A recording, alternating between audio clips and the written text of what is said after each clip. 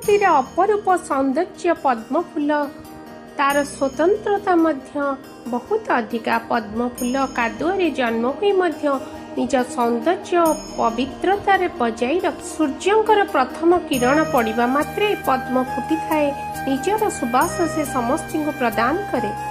सेई भली मनीष जीवन में सबु बाधा विघ्न को वरण करी भगवान पाद पद्म शरण जीवा उचित। भगवान को सर्वदा स्मरण रखा। कवि पद्म कविता माध्यम आमको यह स्मरण कराई। प्रेम और तपर जीवंत प्रतिमू जप तप ध्यान नियमित अभ्यास आमर प्रकृत साधना हेउची करुणा प्रेम संबोधना निष्कृत होता है।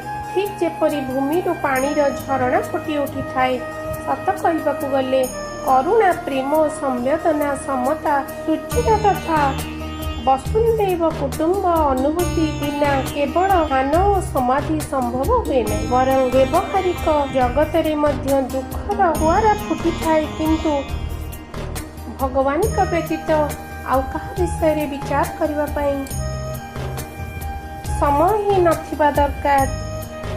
दुर्गुण तो समस्तिंक भितरे थाए सेगुड़ी को सुधारिबा परिवर्ते अन्य मानकर अपगुण को अवलोकन करिबा आमर धर्म नुहे। श्रुतं दृष्टं स्फुटं श्रुत जणे महात्मा पहाड़ उपरे चढ़ुथिले तो सही समय रे जणे 10 वर्षीय झियो निजर 2 वर्षर भाई को काखी पहाड़ चढ़ुथिबार से अवलोकन कले। एही दृश्य को देखी महात्मा कहले झियो तू एते भारी बोझ को किपरि संभाली कि ओह्लौचु। झीटी तुरंत उत्तर देइथिला बाबा ये बोझ नुहे मोर भाई। वास्तव में जो प्रेम भावना थिबो सेठारे कौनसी काम भारी लागे नहीं। अन्यथा भावना नथिले जीवन ही भारी लागि थाए।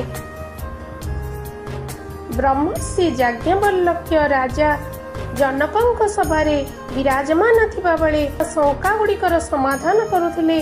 राजा जनक पचारिले प्रकाशर स्तोत्र कौन एवं ताहा न मिलिले कहार आश्रय नेबा दरकार। ऋषि याज्ञवल्क्य कहिथिले सूर्य प्रमुख अटंती से नथिले चंद्र नथिले दीप नथिले विज्ञ जन मानक पचारि प्रकाश प्राप्त करबा उचित। राजा जनक पचारिले पचारिबा पई जदि केही नथांती ताहाले ऋषि याज्ञवल्क्य कहिथिले सेतेबेले निजर अंत विवेकर आधार रे मार्ग ग्रहण करबा उचित। सांसारिक प्रकाश न मिलिले तार ज्योति यथार्थता बटाई थाए। क्षीराश्रितं जलं क्षीरमेव भवति अर्थात क्षीरर आश्रय नहीं पानी मध्य क्षीर समान ही हो जाए। जदि मनुष्य यही जन्म रे निजर सच्चा स्वरूप को जानीगला ताहले ठीक अच्छी। जदि जानी पारला नहीं तेबे तार बहुत बड़ क्षति से निजे ही करि थाए।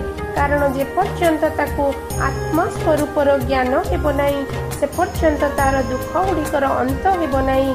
निजे निजर दोष को सर्वदा देखिबा उचित। अंतःकरण दोष आमे निजे निजर खोजिबा उचित अन्यर नुहे। अग्नि छोट हेले मध्य अवसर पाइले प्रचंड ज्वालारे परिणत हो जाए। निजर ही दुर्बलता चिंतन चरित्र और व्यवहार को आमे प्रथमे माजिबा उचित। प्रकाश आड़ को पिठी करी चलुथिबा व्यक्ति निजर कला छाई हुई देखि थाए। आदर्श प्रति विमुख होई कौनसी व्यक्ति गरिमा अर्जन करि न थांती। Thank you. Thanks for watching this video. जय जगन्नाथ जय जगन्नाथ जय जगन्नाथ।